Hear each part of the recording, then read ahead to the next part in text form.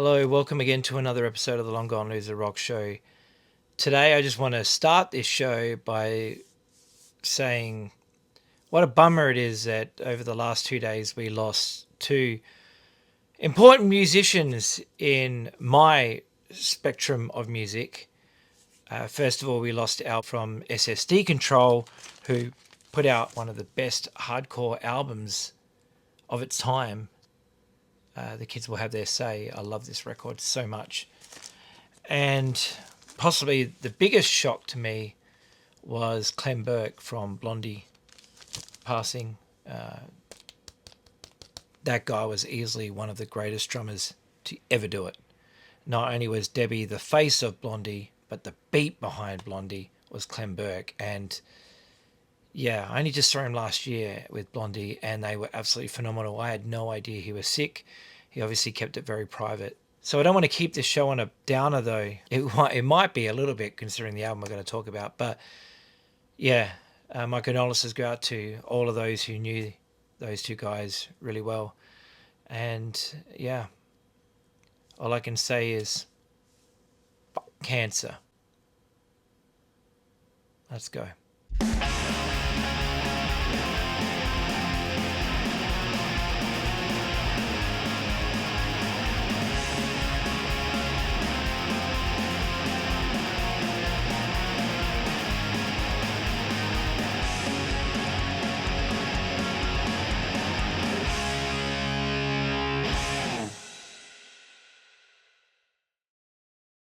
Alrighty, so the album we're going to talk about today is actually the album that got me into this band.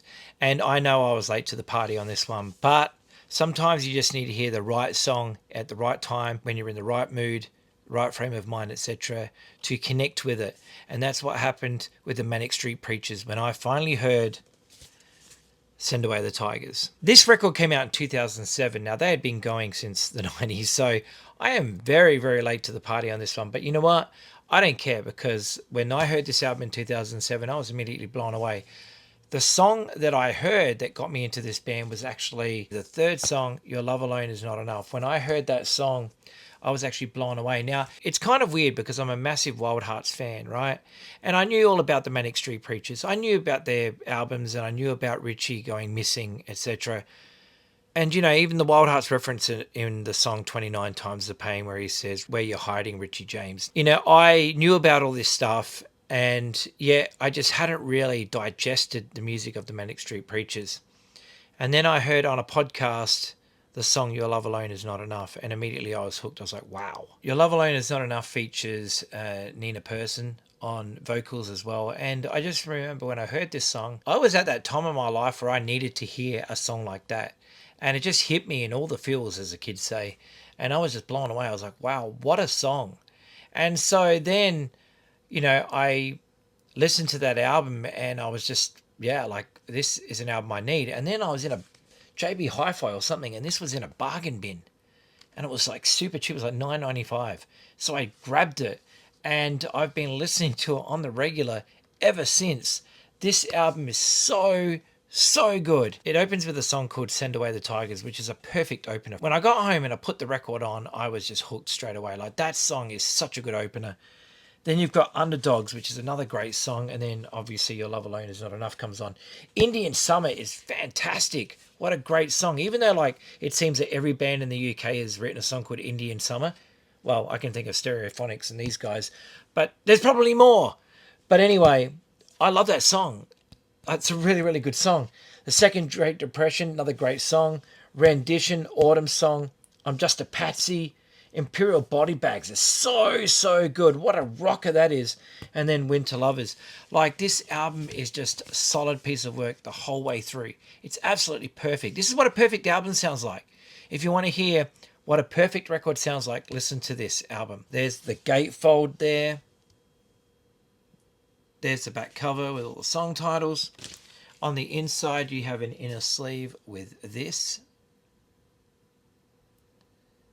And then you have all the lyrics on the other side. Very cool. Comes on a heavyweight, nice, thick slab of vinyl. I'm not really sure how well this album did for the band in the grand scheme of things. I assume pretty well because they're still pretty huge and people still love them and worship them and stuff like that for good reason because their songs are great. But this album was just so damn good. And to this day, it still rates as my favourite Manic Street Preachers record. Now, I know what you're going to say. Oh, you need to listen to the Holy Bible. That album is the greatest album ever, blah, blah, blah. Yeah, I've got it. I've heard it.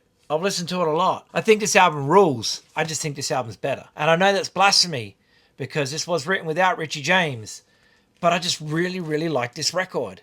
You know, it's just super duper catchy and I just love the harmonies on it. Just every single song in it is just flawless. I can listen to the album the whole way through. It's only like half an hour long or something like that, which is perfect. Perfect length of an album. They nailed it on this record. Yeah, I know. The Holy Bible is like the big deal record of the Manic Street Preachers' career. I love it all though. Look, with Richie James. I do love it all though. I think it's all great. You know, they even did an album, for those who don't know and aren't aware, they did an album called Journal for Plague Lovers. And that record was actually written with lyrics by Richie James. Even though he had been missing from the band for such a long time, they took lyrics from a journal that he had left behind or something like that, and they still wrote songs around that, which I think is pretty damn cool. I've only got a couple of other Manic Street Preachers stuff on vinyl because most of my stuff is on CD, but I do have this one, which I found in a bargain bin. Pretty cool. And I've got this one, which I found in a bargain bin at JB Hi-Fi. So don't get me wrong, I dig the Manic Street Preachers. They're great. They're a fantastic band. Send Away the Tigers is just my favourite album by them. I know, it's going to be a hard pill to swallow for some. And that's okay. But you don't have to go into the comments and tell me how rubbish it is or blah, blah, blah, and that I don't know what I'm talking about or whatever. It's subjective, man. Opinions. We all have them, you know? And that's just the album that I like the most.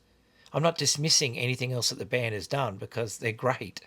I'm just saying that that's the album that really connected me to the Manic Street Preachers. Maybe if I'd never heard that record when I did, maybe I still wouldn't even be into them to this day. Who knows?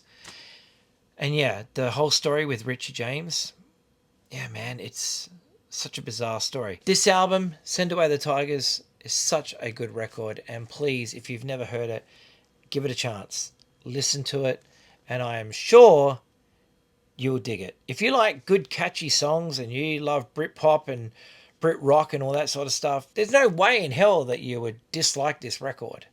So yeah, it's my favourite album by them. Thanks so much for watching this episode of the Long Gone Loser Rock Show for another day. Sorry it started off in a bit of a bummer.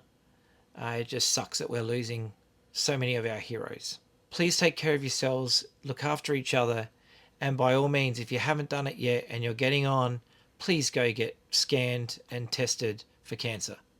Please. The earlier that you find out about it and can do something about it, the better chance you've got of being around. And at the end of the day, the world's probably a better place with you in it. So please, yeah, just stay on top of that stuff, okay? See you later. All the best. Bye-bye.